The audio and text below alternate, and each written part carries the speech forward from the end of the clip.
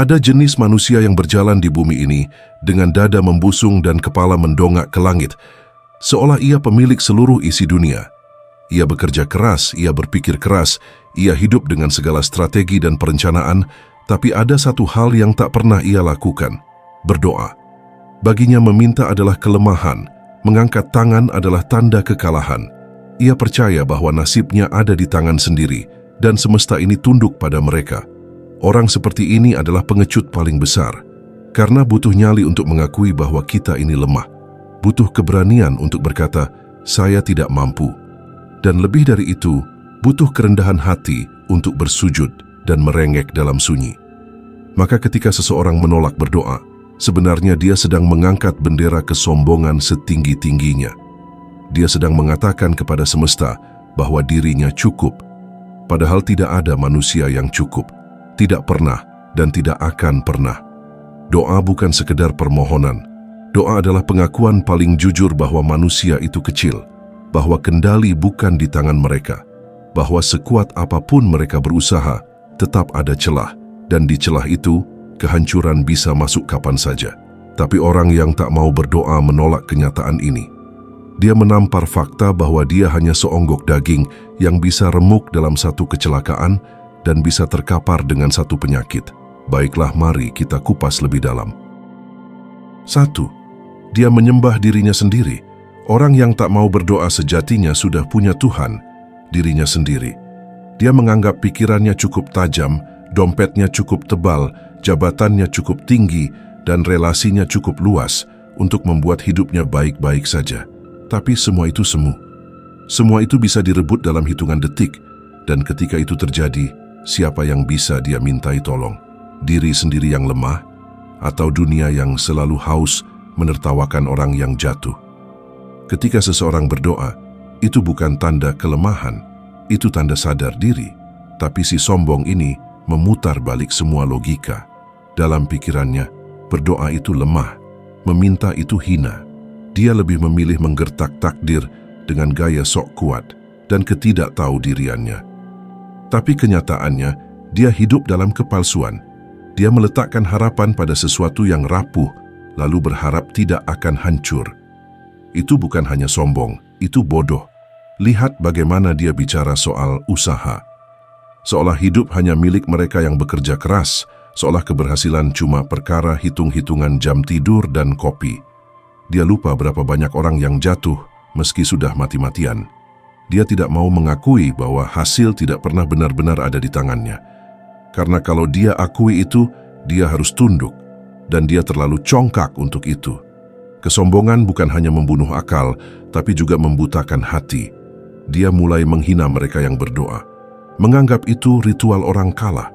Padahal justru dalam doalah seseorang menunjukkan keberanian sejati, mengakui ketidakberdayaan, dan berserah pada kekuatan yang lebih besar. Tapi bagi si sombong, menyerah adalah aib. Dia harus terus berpura-pura kuat, meski dalamnya sudah busuk. Dan pada akhirnya, dia akan runtuh. Tapi sebelum itu terjadi, dia akan terus berdiri di atas panggung kesombongan, memekikkan mantra-mantra ego, sampai bumi sendiri muak. Karena siapapun yang menyembah diri sendiri pada akhirnya akan dimakan oleh dirinya sendiri. 2. Dia menolak realitas yang paling nyata. Dunia ini tidak bisa ditebak. Tidak semua yang bekerja keras akan berhasil. Tidak semua yang baik akan menang. Kadang-kadang yang paling keji justru dapat tempat tinggi. Dan ini bukan karena dunia salah, tapi karena ada tangan tak terlihat yang mengatur semuanya. Orang yang sadar akan berdoa. Dia akan mengerti bahwa keberhasilan dan kegagalan bukan hanya soal usaha, tapi juga soal mendapat izin. Tapi si sombong akan menolak kenyataan ini. Dia hidup dalam ilusi bahwa dia bisa mengendalikan semuanya. Dia baca buku self-help, ikut seminar motivasi, mendengarkan podcast miliarder, lalu merasa dia tahu rumus hidup. Dia lupa, bukan dia yang menjaga jantungnya tetap berdetak, bukan dia yang membuat udara tetap ada, bahkan bukan dia yang memastikan untuk tetap bangun pagi dalam keadaan hidup. Tapi dia terlalu congkak untuk mengakui semua itu. Doa adalah bentuk pengakuan terhadap realitas yang lebih tinggi. Tapi karena dia menolak realitas itu, dia pun menolak doa. Dia ingin hidup di dunianya sendiri, yang dia ciptakan dengan logika sempit dan ego yang membengkak. Dia ingin semua tunduk pada keinginannya, dan kalau tidak terjadi, dia akan menyalahkan dunia, orang lain, atau bahkan dirinya sendiri, tapi tidak pernah dia tunduk. Dan karena dia menolak realitas, maka realitas akan menolaknya balik. Akan datang satu titik di mana semua yang dia rencanakan hancur. Dan pada saat itu, dia tidak punya siapapun, karena seluruh hidupnya dibangun di atas pondasi palsu. Tidak ada yang lebih menyedihkan dari orang yang hidup dalam penyangkalan. Karena ketika kebenaran datang menampar, mereka bukan hanya jatuh, mereka remuk, bukan karena kenyataan terlalu kejam, tapi karena mereka terlalu sombong. 3. Dia tidak mengenal dirinya sendiri. Orang yang tidak mau berdoa pada dasarnya adalah manusia yang tidak mengenal dirinya sendiri. Ketika seseorang benar-benar mengenal dirinya, yaitu makhluk yang penuh dengan segala kelemahan, keterbatasan, dan kerapuhannya, maka ia akan sampai pada kesadaran bahwa ia butuh tempat untuk bergantung, dan disitulah dia akan mengenal Tuhannya. Tapi kebanyakan manusia lupa bahwa mereka pernah jadi bayi yang rapuh, lemah, dan tak bisa apa-apa. Dia lupa tubuhnya pernah muntah, sakit, demam, dan butuh uluran tangan agar tetap hidup. Dia lupa semua rasa tidak berdaya yang pernah dia alami, karena dia sudah terlanjur mabuk dengan rasa berhasil yang semu. Begitu dia dapat sedikit kekuasaan, sedikit pujian, sedikit uang, dia langsung merasa jadi dewa kecil. Padahal, tetap saja dia akan mati, tetap saja dia akan dikubur. Doa adalah bentuk kesadaran bahwa manusia itu tak berdaya. Bahkan udara pun dipinjam, tapi si sombong ini malah merasa dia pemilik segalanya. Dia tidak sadar bahwa hidupnya bisa dicabut kapan saja. Dia hidup seolah dia punya kontrol penuh, padahal bahkan isi mimpinya pun bukan dia yang atur. Dan lebih lucu lagi, dia merasa bangga dengan ketidakpeduliannya terhadap doa, seolah itu menunjukkan kekuatan. Padahal itu cuma menunjukkan betapa tidak tahu dirinya dia. Orang semacam ini tidak bisa ditegur, karena baginya semua orang salah kecuali dia. Kalau ada yang mengingatkan, dia akan bilang, "Saya realistis, bukan sok religius." Padahal realistis seharusnya tahu diri. Tahu bahwa dunia ini penuh misteri dan manusia cuma bagian kecil dari puzzle besar yang tak bisa dijelaskan hanya dengan logika. Tapi si sombong ini menolak semuanya karena dia sudah menjadikan egonya sebagai pusat semesta. Dia berjalan di dunia sebagai badut yang merasa jadi raja, melangkah dengan dada dibusungkan tapi dalamnya kosong. Dan karena dia tak pernah berdoa, maka tidak ada energi dari langit yang menopangnya. Dia hidup semata-mata karena diberi waktu, tapi waktunya sedang dihitung. Dan ketika habis, dia akan mati dalam ketidaktahuan yang menyedihkan. Tidak ada yang lebih hina daripada manusia yang lupa siapa dirinya. Dan orang yang tidak mau berdoa, sejatinya adalah orang yang sudah kehilangan identitasnya sebagai makhluk. Dia merasa bisa jadi pencipta, pengatur, pengendali, padahal semua itu hanya ada di kepalanya, sementara tubuhnya sendiri perlahan menuju tanah. 4. Dia tidak tahu rasa syukur. Orang yang tak pernah berdoa bukan cuma sombong, dia juga ingkar. Dia makan setiap hari, tapi tidak pernah berterima kasih. Dia tidur dengan nyenyak, tapi tidak pernah sadar itu anugerah. Dia punya pekerjaan, punya pasangan, punya anak, tapi menganggap semua itu adalah hasil usahanya semata. Dia menghapus semua kemungkinan adanya pemberi nikmat. Dan karena itulah, dia pantas dilucuti oleh kehidupan.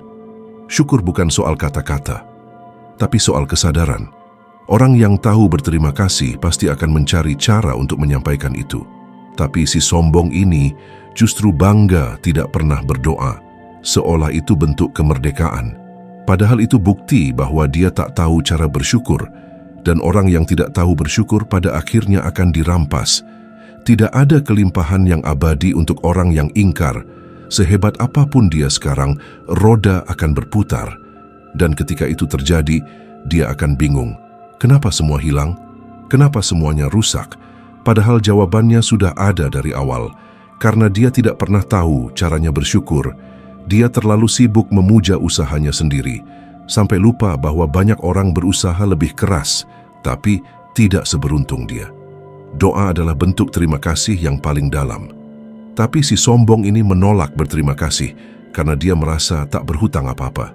Dia merasa semua ini haknya, semua ini miliknya. Dan itulah kesalahan fatalnya. Dunia ini tidak pernah tunduk pada orang yang tak tahu terima kasih. Cepat atau lambat, dunia akan memberinya pemahaman, itu pun kalau dia bisa memahaminya. Pada akhirnya, hidup akan membuktikan bahwa semua yang dia banggakan adalah pinjaman.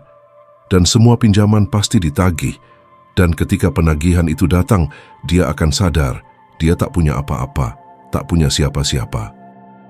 5. Tidak mau berdoa itu bukan tanda kekuatan tapi hukuman. Inilah yang paling mengerikan. Tidak semua orang bisa berdoa.